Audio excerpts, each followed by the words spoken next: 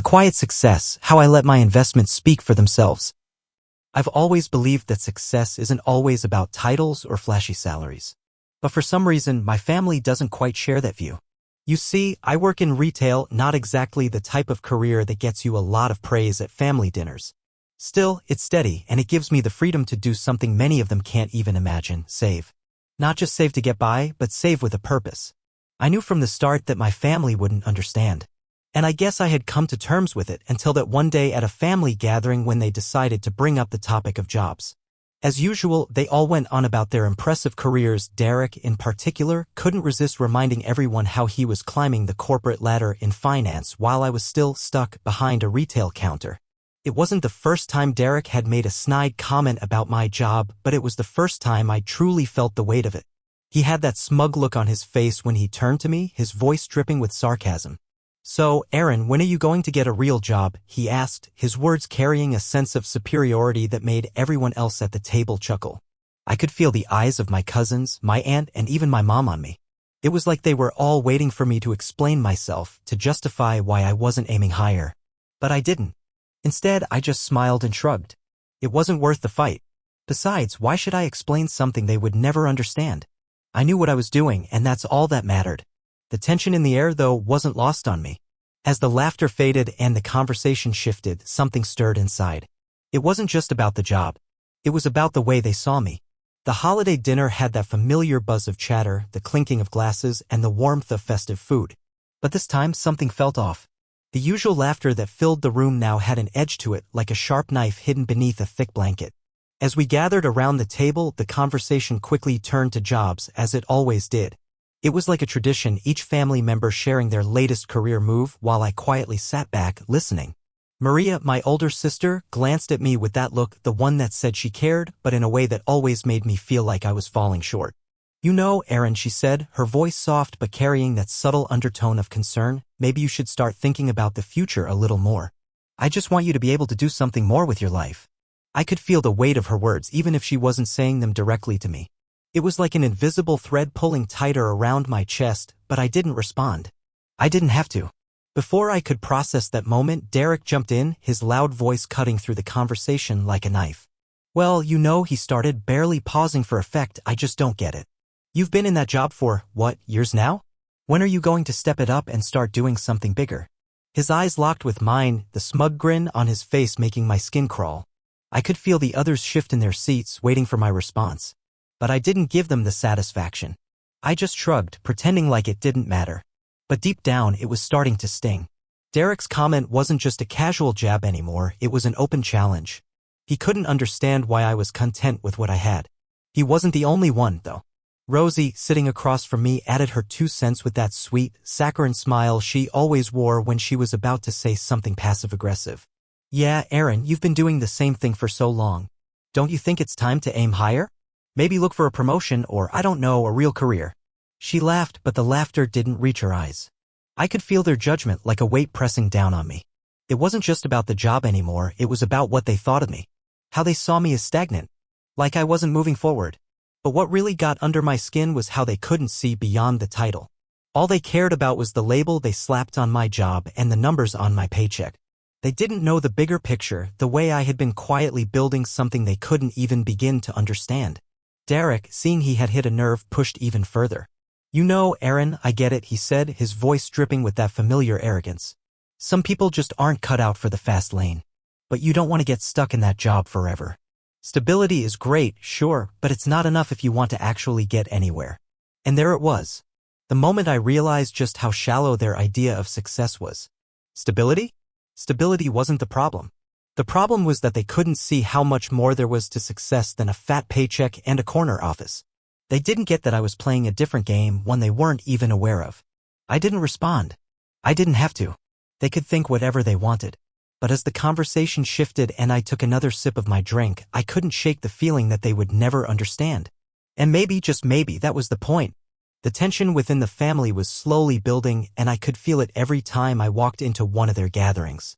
It wasn't just the sarcastic comments anymore, it was the way they looked at me. As if I was some kind of oddity they couldn't quite figure out. The jabs came more often now, disguised as innocent remarks, but they were anything but. It was a Saturday evening when I showed up at one of those family get-togethers, the kind where everyone had a reason to celebrate something, an accomplishment, a promotion, a new purchase. It was all so predictable. And sure enough, Derek was the loudest of them all, eager to share his latest wins. He had just bought a new car, one of those high-end models that screamed money and status. He couldn't resist flaunting it, making sure everyone knew just how much he had made it. "Hey Aaron, check this out," Derek said, with that signature smirk of his. "You should come take a ride in my new car." "Pretty impressive, huh?"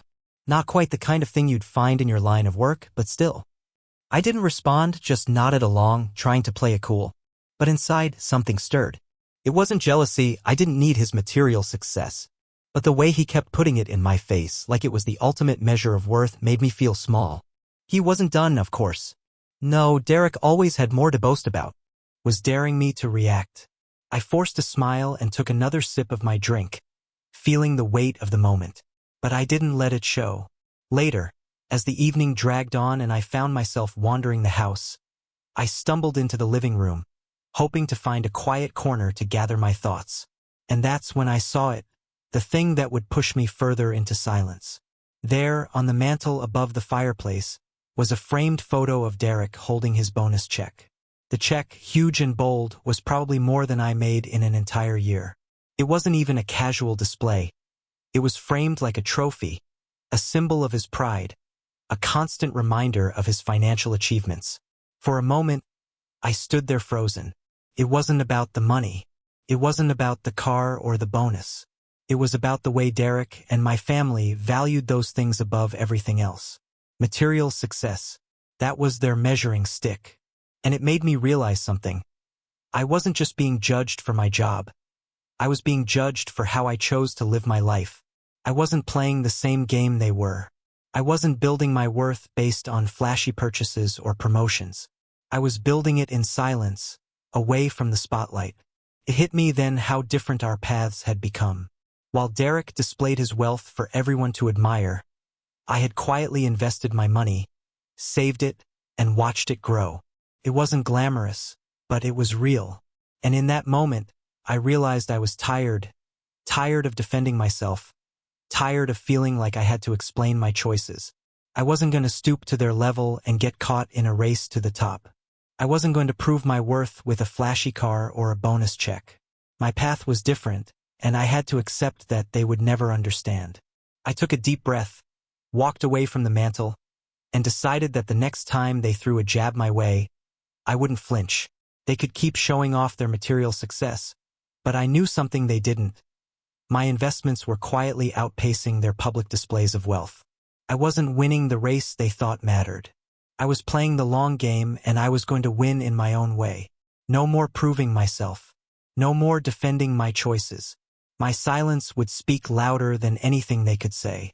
It was Derek's birthday, and as expected, the usual crowd had gathered. The house was buzzing with laughter and chatter, the smell of expensive food filling the air. Everyone had their reason to show off. The latest gadget, the new promotion, or, in Derek's case, the luxury items he loved to flaunt. It was the perfect stage for his latest attempt at proving who had made it the furthest in life. And of course, I was there, trying to keep a low profile as usual. The birthday party unfolded with all the familiar rituals. People exchanged gifts, eager to outdo one another, making sure to present the most extravagant things they could find. Maria had already proudly handed over a designer handbag, and Derek, as usual, made a spectacle of his gift opening. When it was finally my turn to present my gift, I could feel the eyes on me. I had decided on something practical, something thoughtful. A simple, well-made leather wallet. Nothing flashy, just something that could actually be used. But as I handed it over, I could feel the tension rise in the room. Derek immediately picked it up and laughed. "Really, Aaron? A wallet?" His voice was dripping with sarcasm, his eyes scanning the modest gift. "Come on, man, you could have at least gotten something useful. This thing looks like it came from some bargain bin." Maria joined in, her smile sweet but laced with a hint of judgment. Honestly, I was expecting something a bit more impressive. Something that fits with the whole successful adult vibe. The words stung, but I didn't let them show. I just smiled and shrugged. After all, I'd been here before. The thing is, this wasn't just about a wallet. It was about how they viewed me and how they viewed what I brought to the table. Derek's tone wasn't just a joke anymore. It was a clear message. You don't belong here. But it didn't stop there. The conversation quickly shifted, and soon enough, Derek and Maria were talking about something else entirely. My job, my savings, my career. So, Aaron, Derek started, leaning back in his chair with a smug grin. How's that retail job of yours? Still holding down the fort? Huh? How much can a guy like you really save working in a store? I mean, you can't be making much. Maria added, yeah, it's great you're saving, but it's not going to get you anywhere. You need to make big moves, Aaron. Get a real career. I could feel the weight of their words, each one pressing down on me. Their laughter, the way they spoke of my job like it was a joke, like it wasn't something that deserved respect. It was almost too much to bear. But I stayed calm. I knew what they didn't, that my path wasn't theirs. Still, as I listened to their dismissive comments, I started to wonder. Was this all they saw when they looked at me? A man stuck in a small job with no future, no ambition? Derek, seeing he had hit a nerve, pressed further. You've been at that job for years, Aaron. How long do you plan on staying there? People like us, we don't stay in dead-end jobs. You have to think bigger. Each jab, each mocking comment was like a hammer striking, and for a moment, I felt that familiar tightness in my chest. But then I remembered something that had been growing in me for months. The truth was, I had been playing a different game. My savings, my investments, they weren't about instant gratification. They were about long-term security, something none of them seemed to understand. They weren't interested in the strategy behind it. All they cared about was the surface, the flashy cars, the bonuses, the titles. I'd stayed silent for so long, thinking they would eventually see the value in my choices. But now I realized I couldn't wait for their approval. It wasn't about getting them to understand me. It was about showing them that there was more to life than what they could measure with a paycheck or a shiny new car. So, as the conversation continued, with Derek and Maria still making cutting remarks about my lack of ambition, I felt a shift in me.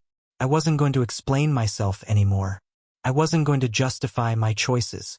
They had their own version of success and I had mine. It was time to let them see it. But I couldn't do it just yet.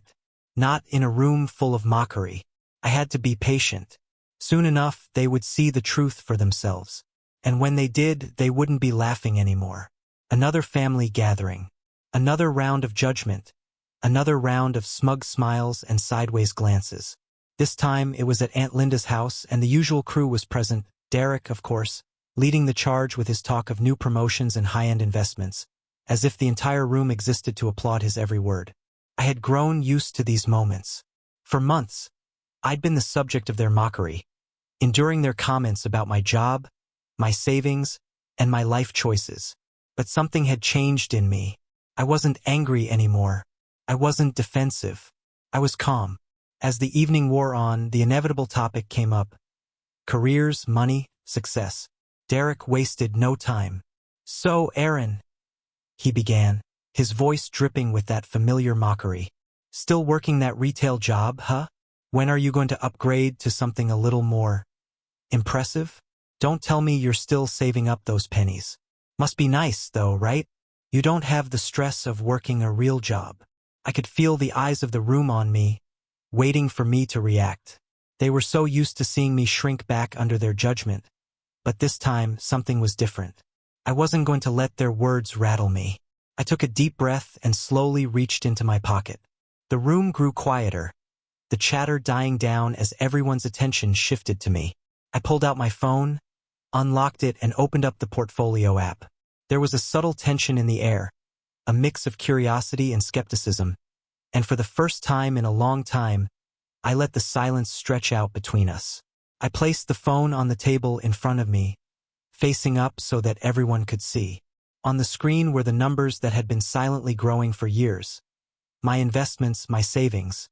Far more than anyone had ever expected. I didn't say anything at first. I didn't have to. The figures spoke for themselves. For a long moment, no one said a word. Derek's face, which had been so smug just seconds before, suddenly dropped. He leaned forward, his eyes scanning the numbers, his expression shifting from disbelief to confusion. He blinked several times as if trying to make sense of what he was seeing. Maria, who had always been the more reserved one, looked over with wide eyes, her mouth opening as if she were about to speak but finding no words. The silence in the room was suffocating, the kind of silence that only comes when the truth is undeniable. My family, who had spent so much time mocking me, trying to prove that I was somehow missing out, were now faced with a reality they couldn't ignore. The look on Derek's face was priceless. It was a mixture of shock and guilt, a complete shift in his demeanor. He was the first to break the silence, but his voice was unsteady, almost hesitant. "Wait, how much do you have in there?" His words were a little more humble than usual, but still the disbelief was clear. I shrugged nonchalantly. "Enough," I said calmly. It wasn't about rubbing it in. It wasn't about showing off. It was simply the truth, the reality of how I had spent my time, how I had quietly built something that none of them had expected. No flashy cars, no expensive suits, just careful, patient investments. Maria looked at the phone again, and then at me, her expression a mix of admiration and surprise. "You've been saving all this time, and you didn't tell anyone?" she asked, her voice softer now, as if she was seeing me for the first time. I didn't answer her right away. I didn't need to. The numbers were enough. Derek shifted uncomfortably in his seat, glancing at everyone else in the room, unsure of what to say next. His usual arrogance had faded, replaced by something unfamiliar, humility maybe, or at the very least, confusion. Aunt Linda, who had been quietly observing from the corner, broke the silence with a soft laugh. "Well, I'll be damned," she said, shaking her head. "Looks like we've all been looking at this wrong." The rest of the family seemed frozen, their eyes flicking between me and the phone, their minds clearly trying to process what they had just seen. The tension in the room had shifted from mockery to awe, from dismissal to respect. Derek, the one who had always been so eager to point out my shortcomings, was the last to speak. He cleared his throat awkwardly, trying to regain his composure. "I didn't realize you were, that serious about all this," he said, his voice quieter than usual. I smiled, a quiet sense of satisfaction bubbling up inside me. I wasn't trying to prove anything to them, but in that moment, I knew that I had finally shown them what truly mattered. Not the job, not the flashy cars or the bonus checks, but the work I had put in over the years, the careful, thoughtful decisions that had led me to this point. As the room slowly returned to its usual hum of conversation, I leaned back in my chair. I didn't need to say anything more. The silence had spoken for me, and as I watched my family process the truth, I knew that things would never be the same again. They couldn't see me the way they had before, not after this. I wasn't the guy they thought I was. And maybe, just maybe, they would finally start to understand that there was more to success than what they had been taught to value. The room was still, the air thick with an unspoken tension. My family, who had spent years looking down on my choices, now sat in stunned silence, unable to comprehend what they had just seen. I could feel their eyes on me, but for the first time it didn't matter. Maria opened her mouth, but nothing came out. Derek, who usually couldn't help but fill the silence with his opinion, was suddenly speechless, his gaze shifting from the phone to me and back again. For a moment I could almost hear the wheels turning in their heads. They had always measured success by money, status, and titles. And yet, what I had shown them didn't fit into any of those categories. It was something different, something deeper. I didn't need to explain myself further. I didn't need to say a word. The silence spoke louder than any words ever could. They were left to process it, left to sit with the uncomfortable truth that their perception of success had been wrong all along. They couldn't deny what they had seen on that screen. My success wasn't flashy. It wasn't a trophy for everyone to admire. But it was real. It was mine. And it was built with patience, with strategy, and with quiet determination. I felt no rush to fill the silence. Derek finally cleared his throat, his usual smugness gone. I didn't know, he muttered, barely audible. Maria, who had always been the well-intentioned one, looked at me with a mix of surprise and something else, maybe respect, maybe regret. But whatever it was, it didn't need to be acknowledged. I didn't need their validation anymore. I had spent so long trying to fit into their expectations, trying to justify my choices, but not anymore. In that moment, I realized that I didn't need their approval to feel good about myself. My choices had led me here, and I was at peace with them. I didn't need their applause, their congratulations, or their acceptance. I had already given myself everything I needed, self-respect and the satisfaction of knowing I had made the right choices for my life. The chatter slowly picked up again, but I didn't feel the need to stay. I had said everything I needed to say, and my actions had done the rest. I stood up from my chair, took one last look at the room, and without a word, I walked out. It wasn't a dramatic exit. It didn't need to be. It was simply a quiet departure, a symbol of my liberation. I no longer had to prove anything to anyone.